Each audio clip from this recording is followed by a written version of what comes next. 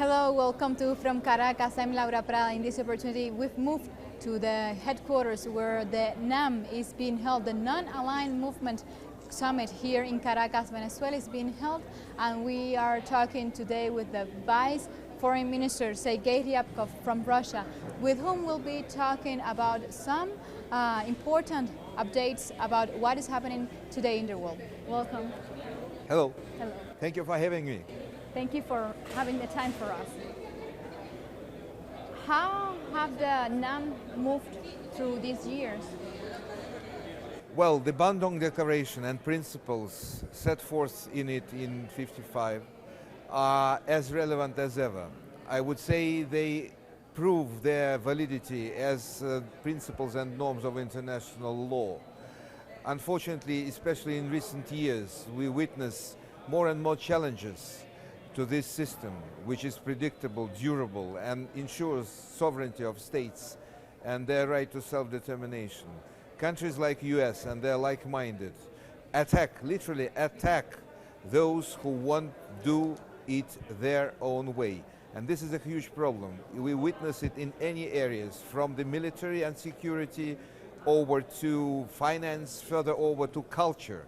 Everywhere there are attempts of the US dominance. We should contain this, we should withstand this, we should defend what is right, we should try to make sure that our values are preserved and our countries flourish according to our own choices. But you were saying that the right to self-determination are one of those principles that NAM defends, and that it made it Exactly. to come up. How today we are seeing that that self-determination rights of the countries is being threatened? Well, the policies of imposing social and economic models upon others, the ideas that only the US model is appropriate in terms of how it makes people prosperous, how it ensures that human rights are observed everywhere. These concepts and these policies are so predominant that there are no alternative. I'm saying that US line and US guidance it gives to its like-minded and its allies, it's so uniform that there is no opportunity for anyone to say anything different from what US says. And naturally, in places where people believe otherwise, it creates problems. We saw it in the Middle East, all over the Middle East, which was in flames and still is in flames. Knock the wood, there will be no further dramatic developments, no further suffering and tragedies. We see it also in Latin America, where Venezuela is at the center of this fight, of this battle.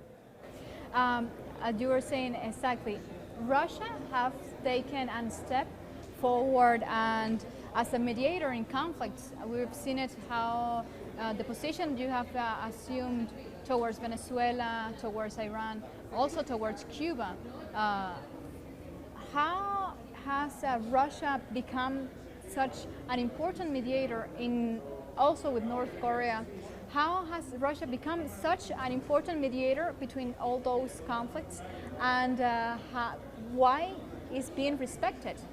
Well, thank you for this very high assessment, which I'm very grateful for, and I think, frankly, I think it's well deserved. And my simple answer to this very interesting question would be, this is because we stand on the side of truth and on the side of law.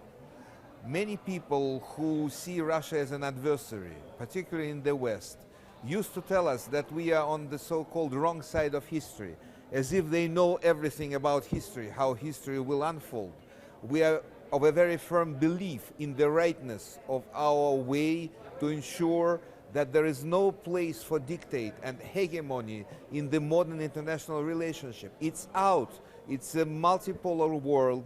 There are so many other factors that influence and impact the situation that could not and should not be ignored. Those simple things are, I think, very attractive for people around. And we offer good offices, we offer mediation, we give people our ideas and hints, we invite them to dialogue, and we recommend something, but we never impose. We never go anywhere with, firm solutions for others. That's not our way. We are opposing this. We want to defend an environment where people can find their own compromises and the way forward. We want to encapsulate the political and social environment in different places so that there is no attacks from abroad with removal of legitimate governance, installment of new people who at times clearly service interests of not their own nations, but service of interests of some others. That's why we think we became, well, somewhat influential. Which is that truth that Russia is trying to make others see? And how have Russia also answered? Because Russia has not only been working as a mediator in those conflicts, but Russia herself is being attacked because with sanctions from the United States.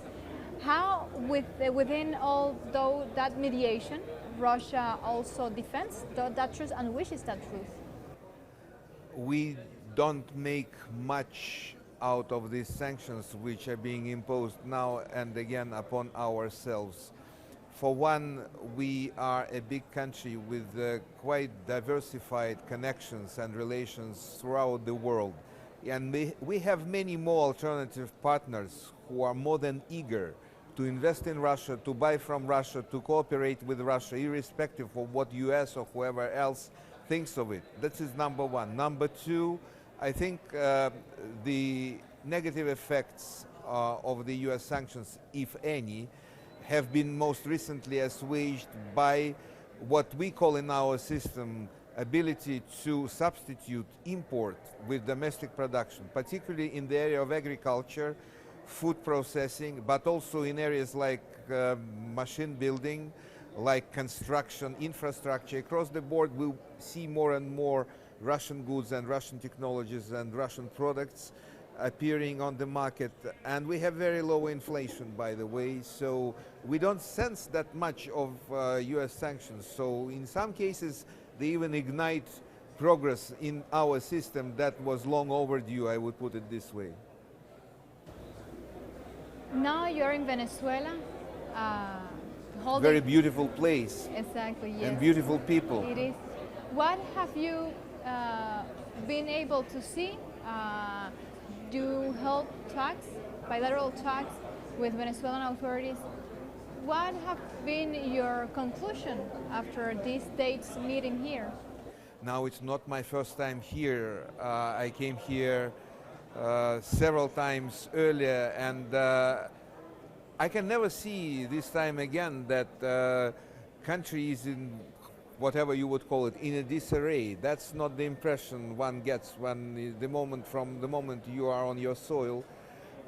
Yes, there are difficulties. There is clearly a demand to continue some dialogue, which we wish well, and we want this to succeed. But we also got a sense of a very strong commitment and strong political will on the part of President Maduro and his people, to whom we met during these 2 days. This is not just important for the country, but this is also a hedge against further deterioration, against further unfolding of the crisis. I think the government focusedly works on real issues and invests heavily, in political sense of the word, into dialogue. The most important task for the moment is to make sure that no destructive influence from abroad in particular deter this process, derail this process. There might be some temptations in some capitals not to sustain this process. We warn against this, we send messages. We clearly are on the side of reason, that is on the side of legitimate government of Venezuela and that of President Maduro. So what can we expect, which results we should expect from this meeting here in Caracas? The last one as Venezuela being the pro tempore president of the NAM. I think you have laid down an excellent ground for a very successful and very robust, very meaty, very strong outcome of your 3 years term of coordination.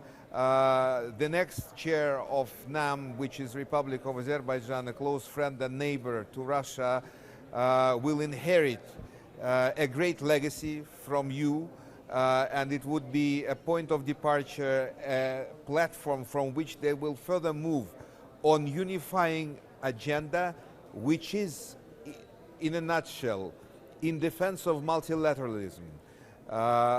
Bandung Declaration and principles declared that NAM is unified in diversity. There is also something which was very and has been very close to the hearts of Latin American people.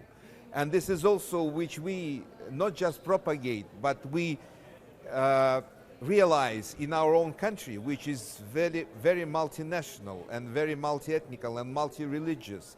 So let's all these parts of society flourish, and let's people gain from each other and you know, become enriched through this engagement. This is how NAM principles should be, you know, transformed because of this current demand. And I think you have been very successful. Apart from it, the meeting in Caracas for these 2 days showed a very great deal of strong support for Venezuela and Venezuelan government. A strong, not just show of solidarity, but strong message of standing on the side of reason and on the side of political dialogue, a process which will lead to a better solution of existing problems, rather than further division, further conflicts, and ultimately resort to force, which is completely unacceptable. We reject this. We mean this is the extreme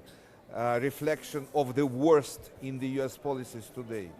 I hope you also had a very good coverage of proceedings there, because they were quite interesting. Yes. In so many ways, especially and in particular the meeting today on sanctions and on UN Charter. That was very impressive, I would say. I imagine. Yeah. Because those are the main points today, because sanctions, it's like they're suffocating. They only, yes, suffocate countries because they think in other way, they are doing other stuff. Indeed, and the next would be the right-of-way regime change, which is completely unacceptable in the 21st century. And that was from Caracas, here at the NAM Summit in Caracas. And we'll be talking today with Sergei Ryabkov, who is the Vice Chancellor from Russia, with whom we spoke about what's going on in the world today, which are the aspects in which Russia is standing up for the world, and what happened here at the NAM Summit. The Non-Alive movement was founded in the Bandung Conference, where heads of state from different countries met to identify and assess the global problems of the time. It is now the second largest and most important international after the United Nations. Venezuela received the presidency of the Non-Alive movement by Iran in September 2016. During 3 years of presidency, Venezuela has promoted and exalted the principles enshrined in the Bandung Conference, in the Non-Alive movement, and developed a policy in defense of the principles of the movement. Venezuela has also promoted the self-determination of peoples and rejection of non-interference, remembering that for a more just and equal world it is necessary to defend peace.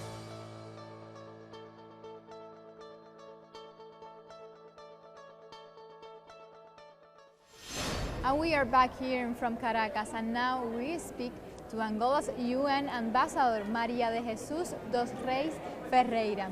Welcome, María. Nice to meet you. Angola, part of the NAM here in Venezuela. How has been this experience here in Venezuela in this crucial moment for the country and for the world? Thank you for the invitation to be here today. We are, as you said, part of NAM since we achieved the independence of the country. This forum is very important to improve relations between the NAM countries.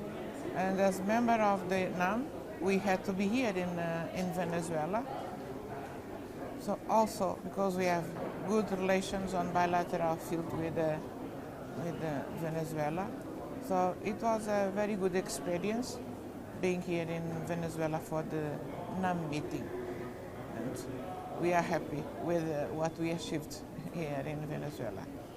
How is Angola seen today, years after independence, after the war that throughout the country? And how is Angola wanted to be seen from outside? Thank you. Yes, Angola is the second producer of oil in Africa. And we still very dependent on oil production to develop economy in the country.